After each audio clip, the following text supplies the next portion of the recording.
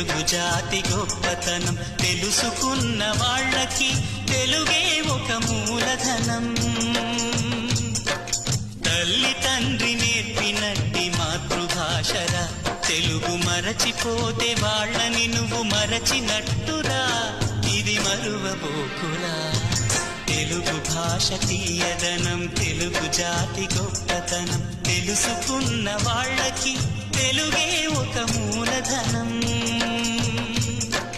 తల్లి తండ్రి నేర్పినట్టి మాతృభాషరా, తెలుగు మరచిపోతే వాళ్ళని నువ్వు మరచినట్టురా, ఇది మరువబోకురా.